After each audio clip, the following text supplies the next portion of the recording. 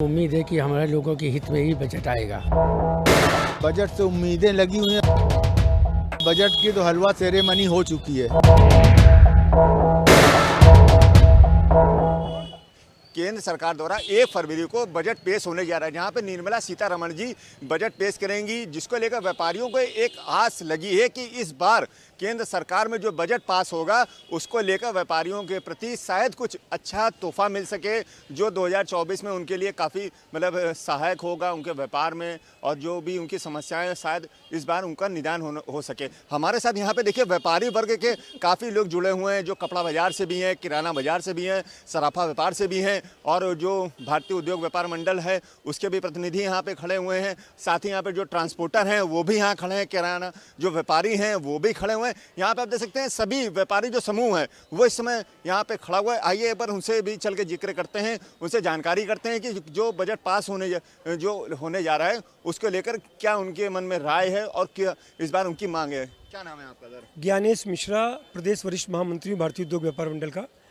देखिए, सबसे खास बात आपको बता दें, जो बजट आम बजट जो आता है इसमें रेल और वित्त से जुड़ा हुआ दोनों बजट आते हैं, लेकिन जीएसटी आने के बाद, जीएसटी काउंसिल बनने के बाद जीएसटी संबंधित फैसले इस बजट में कुछ नहीं होते हैं। वो जीएसटी काउंसिल तय करती है। केवल इनकम टैक्स या जो लाभकारी कुछ योजनाएं हैं उनकी केवल घोषणा होती है। रेल बजट के बारे में तो पता ही नहीं चलता है, क्योंकि ज्वाइंट हो गया है। जहाँ तक आपने कहा कि बहुत आशाएं हैं, निश्चित रूप से व्यापारियों की बहुत उम्मीदें हैं। एक सबसे बड़ी मांग पिछले कुछ वर्षों से चली आ रही है, ऑनलाइन कंपनियां जो एक पूरी तरह से बाज़ारों को ख़त्म करने का प्रयास कर रही हैं। वो विशेष रूप से दो बड़ी कंपनियां जो अमेरिकन कंपनियां हैं, फ्लिपकार्ट और अमेज़ॉन। इन दोनों कंपनियों ने सरकार के नियम कानून को तोड़कर कई बार स्कीम लाती हैं, सरकार के नियमों के उल्लंघन करके स्कीम लाती हैं। उसका हम लोग सख्त विरोध करते रहे हैं, और एक मांग थी कि एक नियामक आयोग, एक कंट्रोलिंग अथॉरिटी बनाई जाए जो हर समय वाच करे कि ये कंपनियां, चाहे वो अमेज़ॉन, फ्लिपकार्ट हो या और कोई ऑनलाइन कंपनी हो, वो नियम कानून को तोड़ तो नहीं रही है। अगर तोड़ रही है तो उसके खिलाफ कानूनी कार्रवाई की जाए। और सबसे बड़ी बात, इन कंपनियों की जितनी भी बिक्री हो उस पर एक टैक्स निर्धारित होना चाहिए, क्योंकि ऑनलाइन कंपनी की वजह से हमारा रेडीमेड, इलेक्ट्रॉनिक और मोबाइल मार्केट, सभी बाज़ार, यहाँ तक कि गल्ला किराना भी ऑनलाइन बिकने लगा है। तो ऑनलाइन कंपनियों पर कंट्रोल हो, उसके लिए नियामक आयोग बने, कंट्रोलिंग अथॉरिटी हो, उसमें के जो सदस्य बने व्यापार मंडल से व्यापारी हो। और दूसरी बात, इनकम टैक्स की सीमा की बात लगातार उठ रही है कि इनकम टैक्स डिपार्टमेंट दुनिया के कई देशों में जहाँ जहाँ जीएसटी आया वहाँ इनकम टैक्स कई देशों में समाप्त हो गया। हिंदुस्तान में इनकम टैक्स है, अच्छी बात है। इनकम टैक्स इनडायरेक्ट टैक्स है, जीएसटी डायरेक्ट टैक्स है। जीएसटी हम लोग कोई चीज़ खरीदते हर एक में जीएसटी लगता है। तो इनकम टैक्स की सीमा जितनी ज़्यादा बढ़ाई जा सके, 5 लाख रुपए वर्तमान में है, इसको कम से कम बिना छूट वाली सीमा जो है वो 10 लाख रुपए की जानी चाहिए, जिससे आम व्यापारी, आम लोग सबको राहत मिले। और इनकम टैक्स वैसे भी, पहले भी मैंने कहा कि इनकम टैक्स बहुत जगह देशों में, कई देशों में समाप्त होता जा रहा है, तो ये इसको सीमा इसकी बढ़ाई जाए। तीसरी एक खास बात कहना चाहूँगा कि पिछले वर्ष भारत सरकार ने के प्रयास से, प्रधानमंत्री जी के प्रयास से मोटा अनाज वर्ष, इंटरनेशनल मिलेट्स ईयर घोषित किया गया था संयुक्त राष्ट्र द्वारा।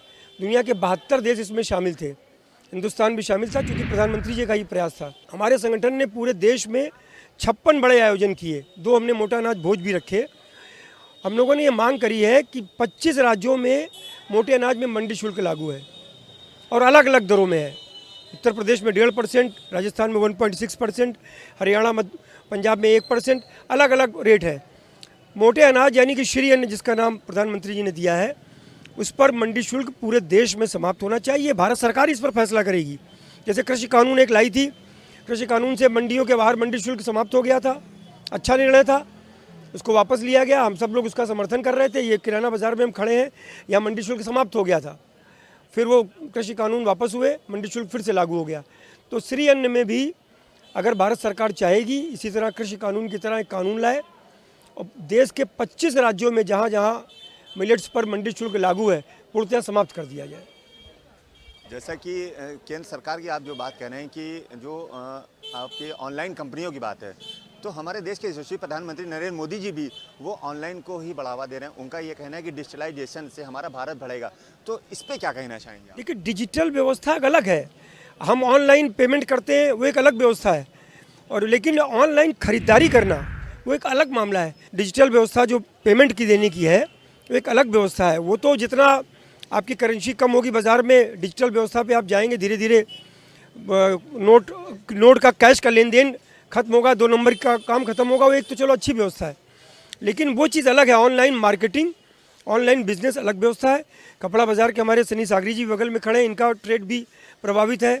सराफा में भी धीरे धीरे कंपनियाँ आ रही हैं, किराना गल्ला में पहले ही बता चुका हूँ, हर ट्रेड में जा रही हैं। जैसा कि देखा भी आपने, हमारे साथ भारतीय उद्योग व्यापार मंडल के जो महामंत्री हैं ज्ञानेंद्र मिश्रा जी हमारे साथ जुड़े थे। अब इस समय हम लोग हमारे साथ भी किराना बाजार से भी व्यापारी हैं और भी लोग हैं, उनसे भी अभी बात करना चाहेंगे, उनका परिचय लेते हुए। क्या नाम है सर आपका? अवधेश कुमार वाजपेयी नाम है, किराना बाजार का अध्यक्ष हूँ। देखिए, ये जो बजट आ रहा है, बजट से उम्मीदें लगी हुई हैं। बजट की तो हलवा सेरेमनी हो चुकी है। कोई भी बजट जब बनता है तो जो लोग बजट बनाते हैं उसके बाद हलवा बनता है। तो केंद्र सरकार के यहाँ हलवा सेरेमनी हो चुकी है। अब हम लोग खाली प्रतीक्षा में हैं कि उनके द्वारा किया गया जो भी कार्य है उसको हम लोग देखें। हम लोग आयकर में छूट चाहते हैं, 10 लाख रुपए तक आम आदमी को छूट मिलनी चाहिए। आयकर के जो टैक्स की स्लैब है उसको बढ़ाना चाहिए, और निश्चित तौर पे ऑनलाइन बिजनेस पूरी तरीके से रोक लगानी चाहिए। उससे छोटे दुकानदारों को, जो हमारे यहाँ पंसारी का दुकानदार है, वो प्रभावित हो रहा है कि सारा व्यापार ऑनलाइन में समेट रहा है, जिससे कि काफ़ी नुकसान हो रहा है। इस व्यापारी राजस्व दे रहा है, लेकिन उसके बावजूद भी उसको कहीं से राहत की व्यवस्था नहीं की जा रही। इन व्यवस्थाओं को ध्यान में देते हुए मैं चाहूँगा कि जीएसटी की जो भी व्यवस्थाएँ हैं उत्तर प्रदेश सरकार की या केंद्र सरकार की, उन व्यवस्थाओं को सामान्य करते हुए हम लोग, जैसे कि जीएसटी में 2017-18 की नोटिसें आ रही हैं और वो नोटिस से व्यापारी परेशान है। वैट के अंतर्गत हम लोगों का जो टैक्स जमा है ज़्यादा जमा है, और जीएसटी में अगर मेरे ऊपर 200 रुपये टैक्स व्यापारी का निकल रहा है तो वो एडजस्टमेंट की प्रक्रिया जीएसटी के अंतर्गत इनके पास नहीं है, जिसकी मैंने मांग भी की है पूर्व में कि ये व्यवस्था की जाए कि जो हमारा टैक्स जमा है उसको एग्जम्प्टेड एडजस्ट कर लिया जाए, और उसकी व्यवस्था को सुचारू रूप से, ताकि आम व्यापारी को उसका लाभ मिल सके, जिसका कि अभी तक कोई भी संतोषजनक जवाब प्रदेश और केंद्र सरकार के द्वारा नहीं आया है। नंबर 2 बात यह है कि हमारा कानपुर शहर उत्तर प्रदेश में नंबर 2 पे टैक्स देने पे है, लेकिन ट्रिब्यूनल कानपुर शहर में न बना के लखनऊ बना के यहाँ के व्यापारियों का उत्पीड़न करने की जो सचल दल के द्वारा व्यवस्था की जाती है, उस पर भी हम लोग विरोध करते हैं कि छोटी छोटी लिपकी त्रुटियों को लेके व्यापारियों का प्रताड़ना दी जाती है। आए दिन छापा मारा जाता है उनके यहाँ, कहीं किसी एक बिल का फॉलोअप लेने के लिए आते हैं और व्यापारी के यहाँ आके बैठ जाते हैं और उन व्यापारियों का उत्पीड़न किया जाता है। वो भी हमारे द्वारा मांग की गई है कि ये निश्चित तौर पे व्यापारियों का उत्पीड़न है, इसको समाप्त किया जाए।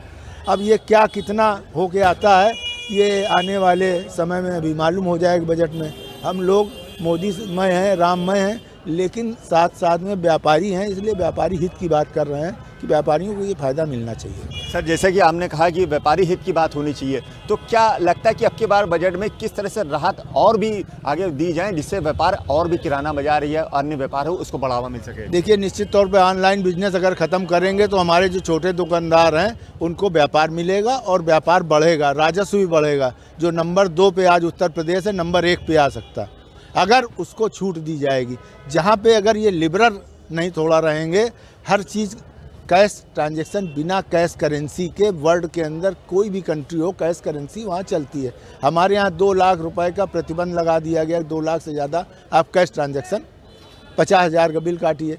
अब 50,000 होता क्या है किसी भी चीज़ के लिए, या 2 लाख रुपए क्या माने रखता है? एक व्यापारी अगर 4 आइटम लेता है तो 4 आइटम में 1.5-2 लाख रुपए हो जाते हैं। लेकिन उस व्यवस्था को थोड़ा सा कहीं ना कहीं हम चाहेंगे कि जीएसटी में छूट मिले व्यापारियों को, और उसकी राहत से हम लोगों को अगर लाभ होगा तो निश्चित तौर पे प्रदेश और केंद्र सरकार को भी लाभ मिलेगा। बहुत बहुत धन्यवाद। जैसा कि देखा भी आप हमारे साथ यहाँ पे किराना बाजार जो अध्यक्ष हैं अवधेश वाजपेयी जी जुड़े थे, और हमारे साथ यहाँ पे देखिए ये सराफा व्यापारी भी हैं, कपड़ा बाजार से भी, एक बार उनसे भी हम रुक करते हैं। आइए एक बार बात करते हैं सराफा व्यापार से। हमारे साथ यहाँ जो व्यापारी हैं वो जुड़ चुके हैं, एक बार उनसे परिचय लेते हुए आगे की बात करते हैं। क्या नाम है सर आपका? मेरा नाम है नटवर मिश्रा, मैं पूर्व महामंत्री नयागंज सराफा कमेटी। सर जैसे कि 2024 का बजट जो है 1 फरवरी को लॉन्च होने जा रहा है, जो इसको लेकर सराफा व्यापार से क्या उम्मीद लग रही है कि किस तरह से मिलना चाहिए? देखिए, हम लोगों की एक बहुत पुरानी मांग है कि कस्टम ड्यूटी को कम किया जाए। सरकार की जो मंशा है कि भ्रष्टाचार पर लगाम लगनी चाहिए, कस्टम ड्यूटी आप बढ़ा रहे हैं जिससे तस्करी को फ़ायदा हो रहा है। 10,000 से 20,000 रुपये की नकदी के अलावा आप कहें तो उस पर छूट नहीं दे रहे हैं। हमारे हिसाब से कैश की सीमा को आपको बढ़ाया जाना चाहिए। आज की तारीख में 2 ग्राम 3 ग्राम की अंगूठी 18,000 रुपये की हो जाती है। गांव का आदमी आता है, उसके पास तो हर चीज़ ऑनलाइन है नहीं, उसको कोई चीज़ मालूम नहीं डिजिटल पेमेंट कैसे होता है। अगर उसका कल को लड़का बीमार हो जाता है, वो हमारे पास अपनी एक अंगूठी बेचने आता है, तो हम उसको काहे में उसको पैसा देंगे? 20,000 रुपये से ज़्यादा नकदी की व्यवस्था नहीं है। कम से कम इसको 50,000 रुपये किया जाना चाहिए।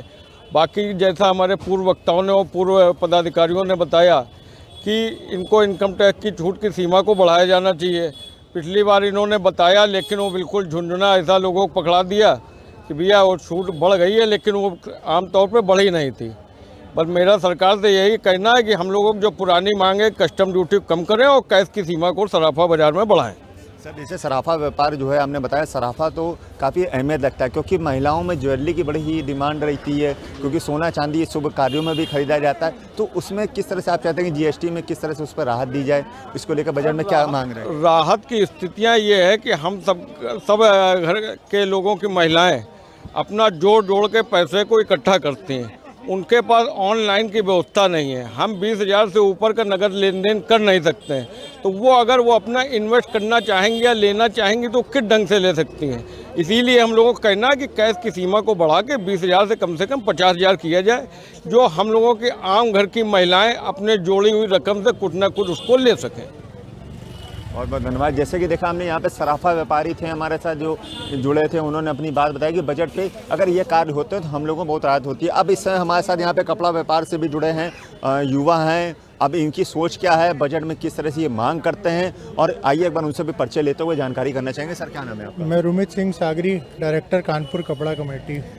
और हमारी सबसे बड़ी समस्या इस समय जो इन्होंने अक्टूबर से MSME लागू कर दिया है कपड़े पर, प्रोडक्शन पॉइंट 50 करोड़ रुपए से नीचे के जितने भी सेल है, जितने भी व्यापारी हैं, उन सब के लिए ये बहुत ही दुविधा का विषय है।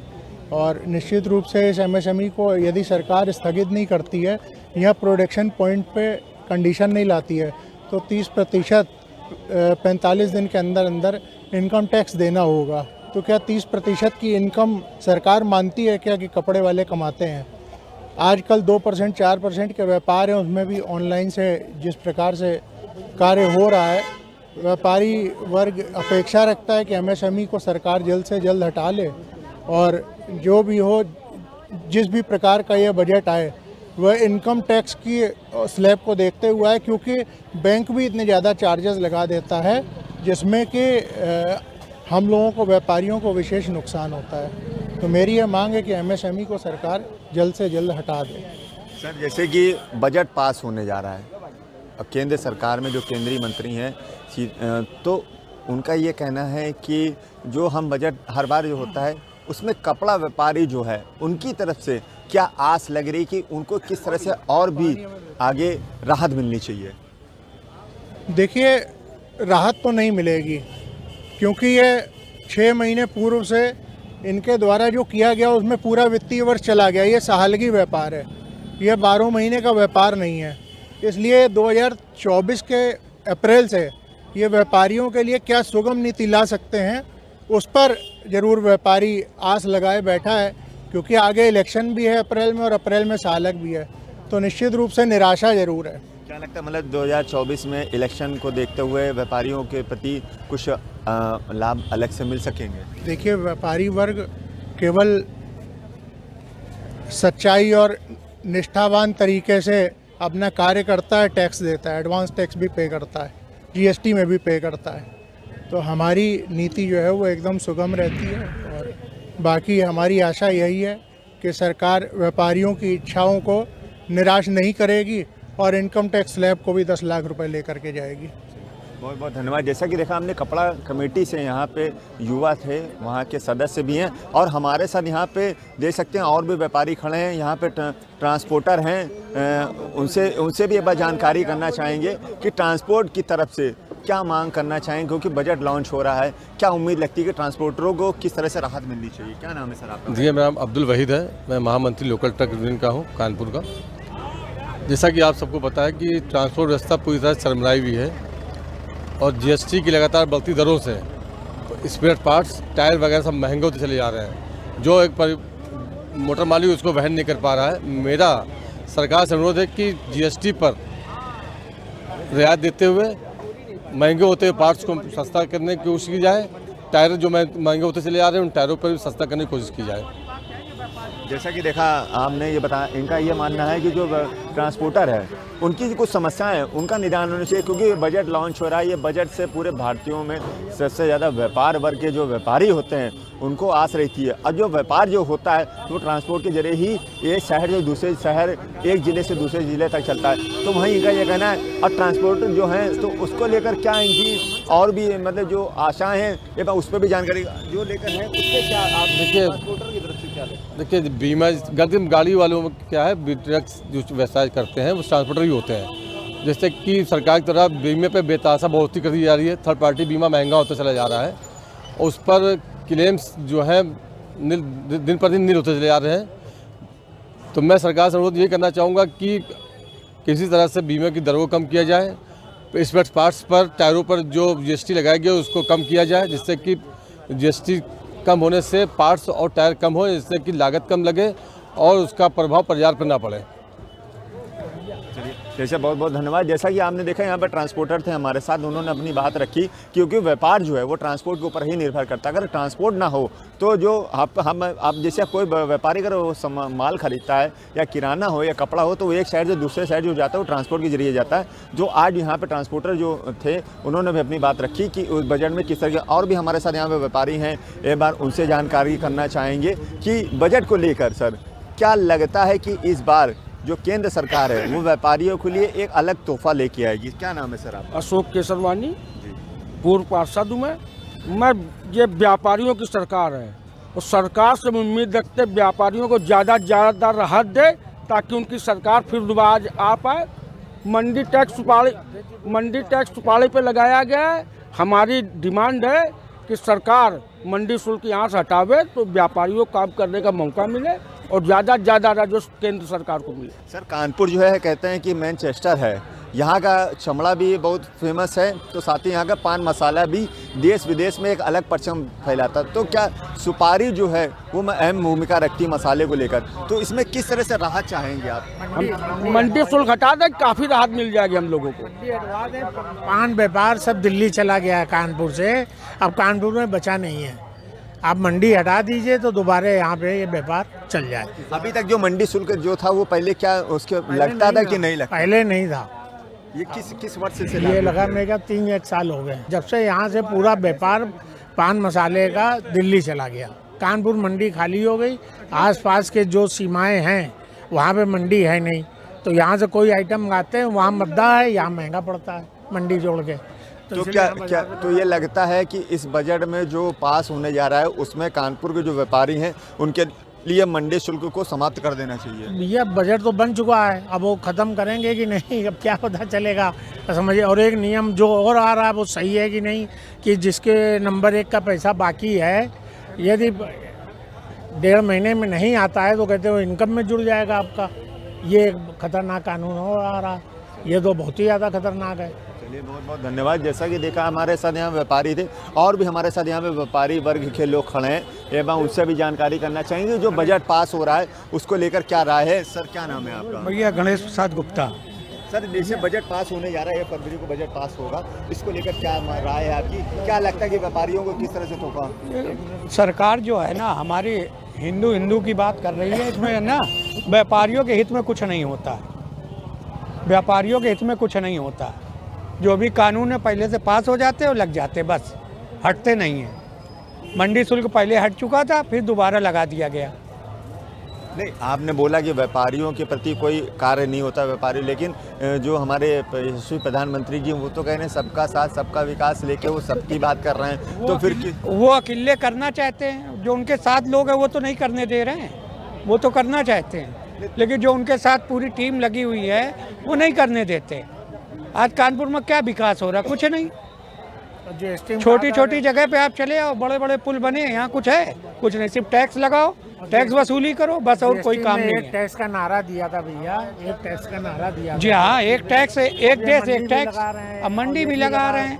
आस पास प्रांतों में है नहीं मंडी, यहाँ का आइटम कुल मिला के अधिकारीवाद है। जीएसटी अब बस आप समझ लो, बाजार का 18-19 के केस खुल रहे हैं और कोई सुनवाई नहीं है।